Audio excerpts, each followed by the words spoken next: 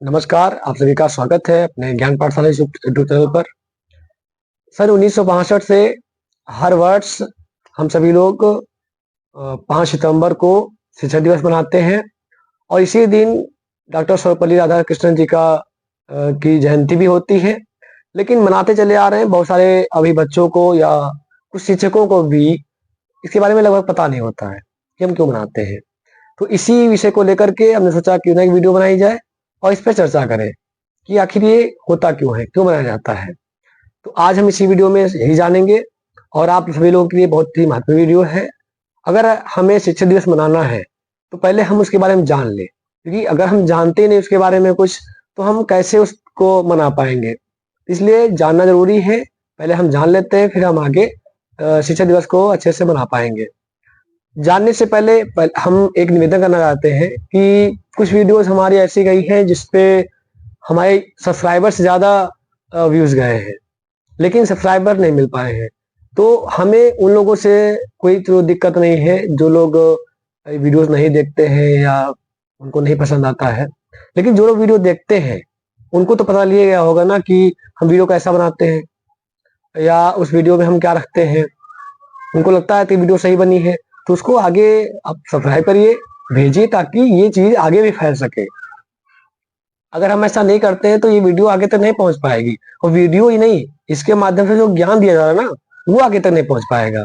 तो हम सभी को मिलकर के ज्ञान को आगे बढ़ाना है, शिक्षा को आगे बढ़ाना है।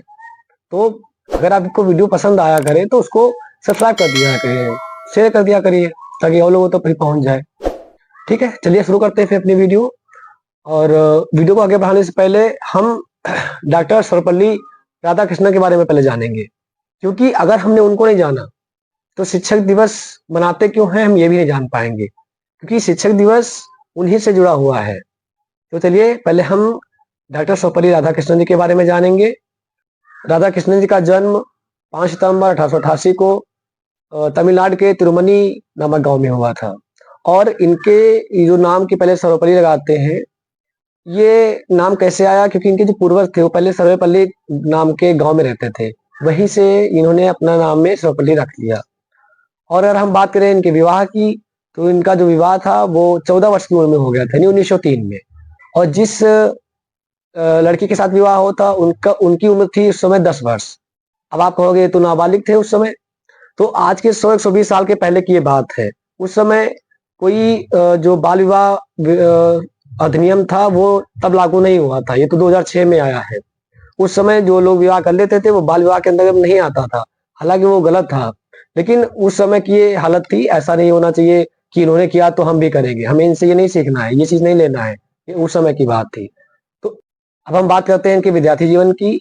तो मद्रास क्रिश्चियन कॉलेज से इन्होंने अपनी बेसिक शिक्षा प्राप्त की और यहीं से इन्होंने एमए किया। तो क्रिश्चियन कॉलेज में पश्चिमी शिक्षा के कुछ जो मूल्य थे वो पढ़ाए जाते थे, तो काफी अच्छे मूल्य थे, तो उनको काफी अच्छा सीखने को मिला। लेकिन कुछ वहां पर एक समस्या भी थी। एक वो ये थी कि वहां पर जो हिंदू विचारधारा थे उसकी वो थोड़ा आलोचना करते थे वो लोग। तो ये चीज राधा कृष्ण जी को बड़ी ही बेचैन कर गई कि आखिर हमारे धर्म में ऐसा क्या है जो लोग आलोचना करते हैं। और इन्होंने इस चीज को चुनौती के रूप में लिया और जानने का प्रयास किया कि यार मामला क्या है। और इनके आदर्श अगर हम बात करें तो इनके जो आदर्श थे वो स्वामी विवेकानंद जी थे। इसी के आधार पर उन्होंने वेदों का, उपनिषदों का अध्ययन किया कि जानते हैं होता क्या है।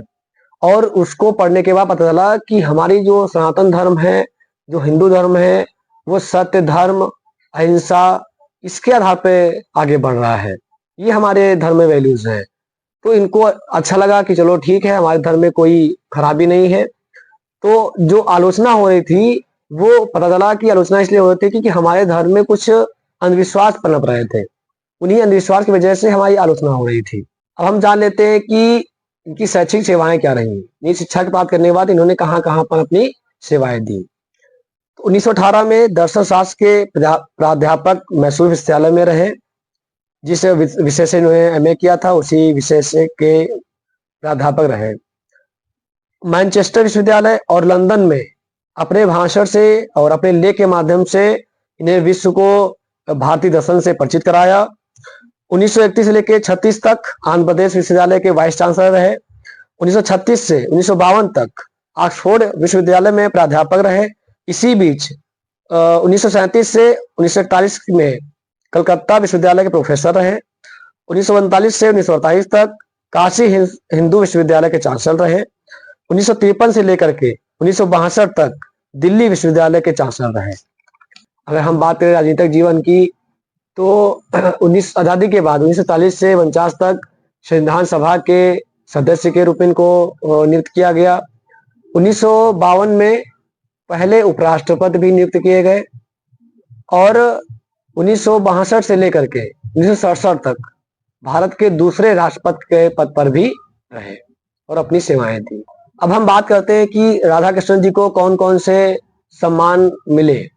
तो 1931 की बात है तो ब्रिटिश सरकार के द्वारा इनको सर की उपाधि दी गई थी। हालांकि आजादी के बाद उस उपाधि का कोई ज्यादा उनके लिए महत्व रहा नहीं और इन्हीं की योग्यता, इनकी सेवाओं के आधार पर 1954 में भारत का सबसे बड़ा पुरस्कार भारत रत्न से इनको सम्मानित किया गया। शिक्षा के क्षेत्र में इनका बहुत ही अद्भुत योगदान रहा है और इसी के चलते 1962 की बात है जब विद्यालय में इनका जन्मदिन आया, यानी 5 सितंबर 1962 को। तो जितने भी इनके शिष्य थे, विद्यार्थी थे, उन्होंने इनसे अनुमति मांगी कि हम आप सभी आपका जो है जन्मदिन मनाना चाहते हैं। तो इन्होंने कहा था कि आप मेरा नहीं, इस दिन आप शिक्षक दिवस के रूप में इसको मनाओ, ताकि लोगों को पता चल सके कि शिक्षक दिवस क्यों मनाते हैं और इसके माध्यम से लोगों को तो बताया जा सके कि शिक्षक का एक शिष्य की जिंदगी में कितना महत्व होता है।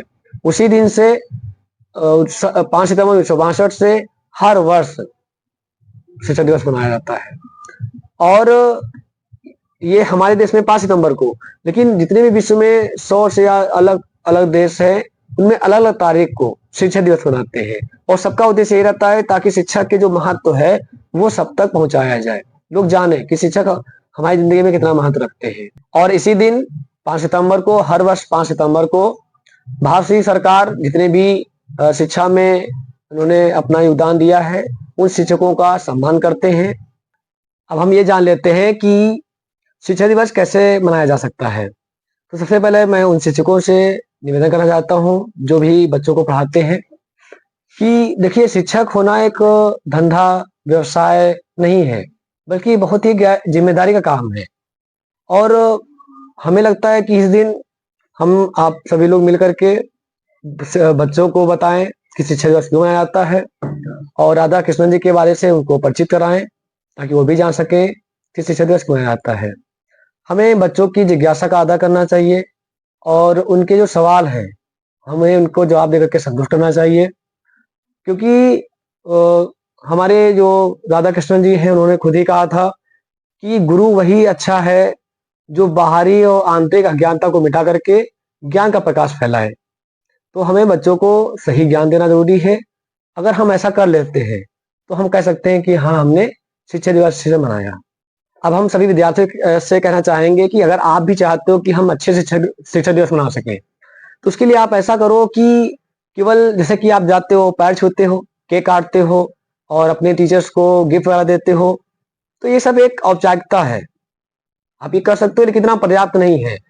क्योंकि शिक्षकों का सम्मान करना चाहिए और सम्मान का पहले तो मतलब जानना चाहिए ना, सम्मान मतलब क्या होता है। तो सम्मान का मतलब ये नहीं होता है कि हमने पैर छू लिया, केक काट लिया, गिफ्ट दे दिया, ये पर्याप्त नहीं होता है। सम्मान का असली अर्थ ये होता है कि जो शिक्षक आपको सिखा रहे हैं उस ज्ञान को हम ले और उसको जीवन में लागू भी करें। क्योंकि डॉक्टर की सबसे बड़ी उपलब्धि क्या होती है, जिस दिन उसने आपके बीमारी को दूर कर दिया, समझ लिए डॉक्टर जीत गया। भले वो पैसा कमाया हो ना कमाया हो, एक अलग बात हो गई। वैसे ही जिस दिन शिक्षक तुम्हारे अंदर की अज्ञानता को दूर कर देता है, तुम्हारे अंदर की बीमारी को खत्म कर देता है, उस दिन समझ लीजिए कि शिक्षक की जीत हो गई। और इस जीत में आप जब तक समर्थन नहीं करोगे तब तक ये जीत नहीं हो सकती। यही आपकी जीत है और यही शिक्षक का सबसे बड़ा सम्मान है। इसलिए इस दिन आप लोग ये सब करो, ठीक है या ना करो कोई बात नहीं, लेकिन आप डॉक्टर सर्वपल्ली राधाकृष्णन के बारे में जानिए, शिक्षक दिवस के बारे में जानिए, गुरु का सम्मान कैसे करना है ये जानिए। अगर आपको ये लगता है वीडियो बहुत अच्छी है, आप अपने जो सहपाठी हैं, दोस्त यार हैं, उनको ये वीडियो भेजो ताकि वो भी जान सकें कि वास्तव में शिक्षक दिवस क्यों मनाया जाता है और हम कैसे इसको अच्छे से सेलिब्रेट कर सकते हैं, मना सकते हैं। मैंने वीडियो के शुरुआत में शिक्षक दिवस की शुभकामनाएं तो नहीं दी थी, क्योंकि पहले तो हमें पता ही नहीं था ना। अब हम लोग जान चुके हैं शिक्षक दिवस क्यों मनाते हैं। अब हम शुभकामनाएं अगर दे भी तो देते भी अच्छा लगेगा और आपको शुभकामनाएं देते भी अच्छा लगेगा। इसलिए आप सभी विद्यार्थियों को, सभी शिक्षकों को शिक्षक दिवस और राधा कृष्ण जी की जयंती की ढेर सारी शुभकामनाएं, बहुत बहुत शुभकामनाएं।